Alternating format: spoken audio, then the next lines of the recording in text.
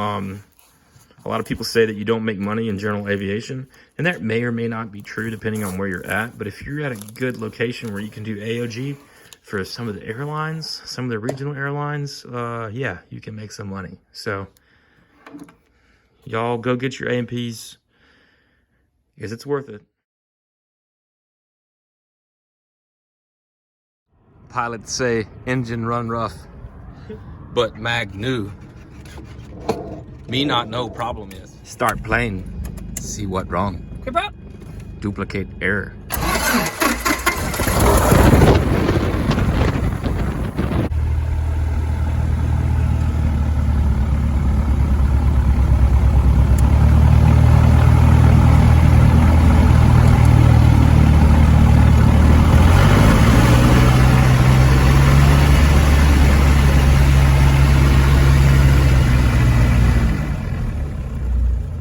A lot of roughness on the left mag.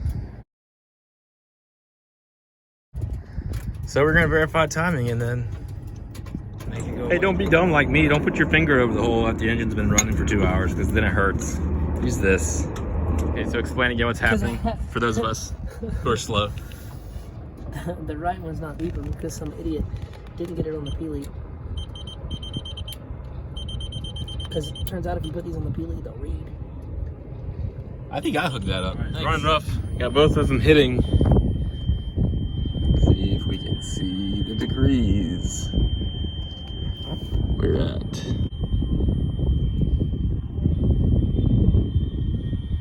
25. That's... All right, this is the one that has the 400 mag drop on the left mag. If you follow the leads to the left mag, you can look at all the discoloration on this plug compared to that plug. And when you see this discoloration around an exhaust, it's a really good sign that we have got a leak.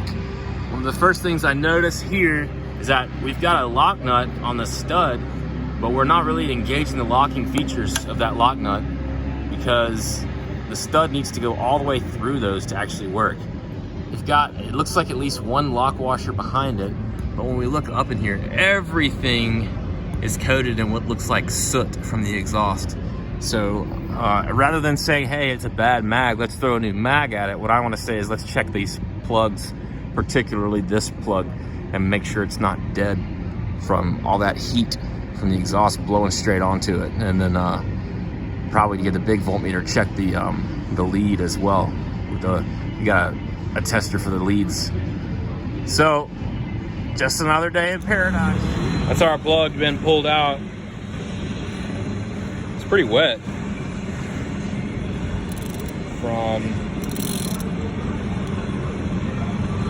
It smells like gas. All right, hold it right there. Sony over here, baby.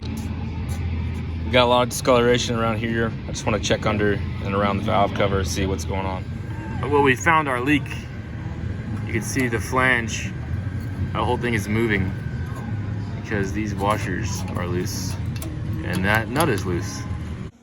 Okay, I wound up getting pulled off that one a little bit early, and I had to go to a different hangar and take care of a different problem, but I wanted to just go over what they did and what happened to fix it. So as you saw, the first issue was, hey, it's got a big mag drop, so big that, hey, you know, we're not gonna fly it as is. When we were going through it, we found a pretty serious exhaust leak that you saw. So when you see an exhaust leak, you see the soot everywhere, you wanna check your plugs and you wanna check your leads, because all that heat blowing on those leads and all that heat blowing on the plugs, it can make them go bad a little bit early. So in our case, we're at the shop, we have a plug tester. If you're in the field, you can switch the plugs and you can try to, sorry, my son is very talkative tonight.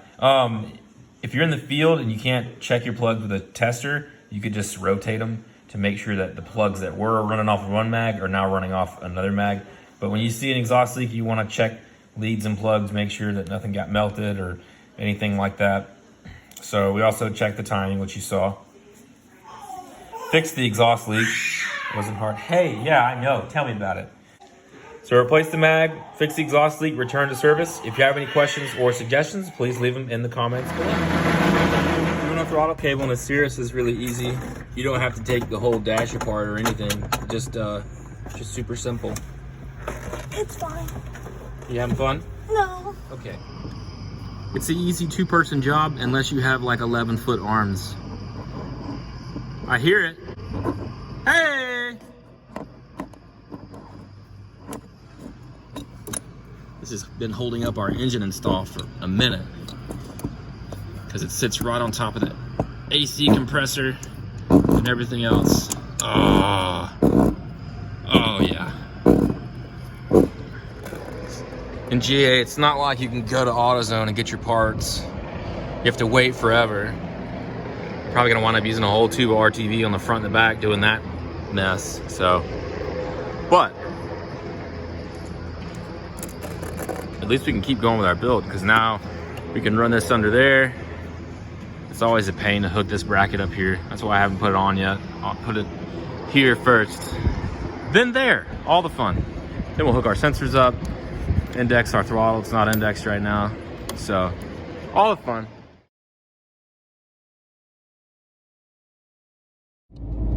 It's the middle of the night and I'm going to work. Yee.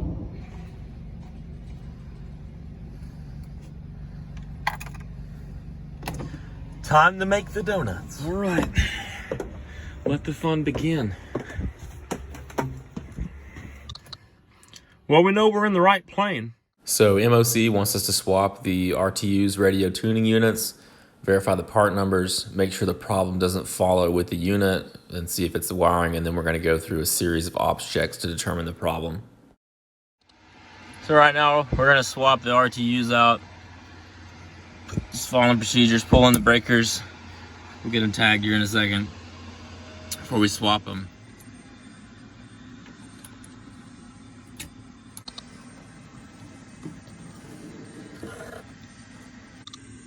Imagine how much you would hate your life if you dropped a screw in there. Oh my goodness, that would not be fun. It's a long ways to go find stuff. There's that one going back in. We've swapped them. Well, almost swapped them.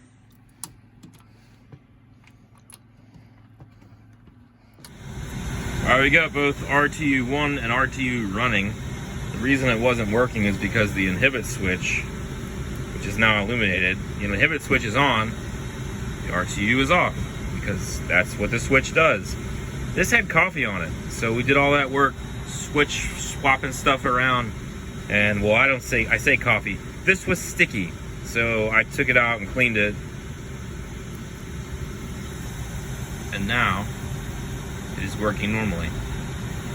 So that's all that was going on. It's just the inhibit switches were dirty. So you turn the inhibit switches on, the RTUs turn off, turn the inhibit switches off, and the RTUs should pop back on.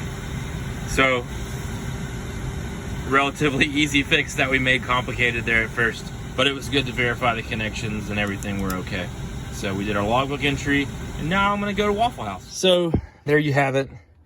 That's why I exist. People like to think of complicated things, but I usually just ask myself, what's the dumbest thing it could be? Because it's always the dumbest thing it could be. Unless it's not, and then you need smart people. To shut. Time to get out of here. That's a big old looking cockroach thing right there. Looks intimidating. Just want to do a brief kind of overview of kind of our AOG stuff. So you get a call and you get a basic idea of what's going on. The number one radio transmission unit is not functioning. MOC is the boss. MOC tells you what to do. They send you the procedures in the manual. You are MOC's hands and feet. So if MOC says do it, we're going to do it. We're going to verify the RTU part numbers are the same, which we did. We're going to swap the RTUs, which we did. And what happened? Number one RTU was still not functioning. So then we went through the ops checks that MOC provided with the maintenance manual. So aircraft on ground, that's us. RTU1 inhibit button is sticking. That's what we found during the ops check. It's pretty common. It's right there in the center dash. Coffee, tea, anything can get in there and make it feel sticky. So we cleaned the button, and we also took it out and checked the connections in the back after we unhooked power. The cleaner the button got, the less the RTU1 had any issues. And by the end of about 30 minutes of spraying it with compressed air and hitting it with a little bit of contact cleaner, it was completely working fine. So now the number one RTU is functioning. So what happens after that?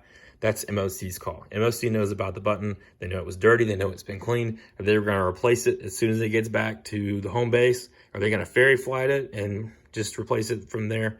That's their call. They deal with that. We just let them know, hey, we went through all this. Your RTUs are good. It's just the inhibit button that's dirty. That's all that it is. And that saves them from having to send mechanics out and drive an hour, 3 hours, whatever it is in the middle of the night. So that's what we did. In case you're curious what the toolkit was tonight, it's right here. First off, we had a Red Bull, a Husky flashlight, rechargeable, a pin, because you can't fix anything in aviation without a pin. And then this is my Wera. This is actually the 3/8 set.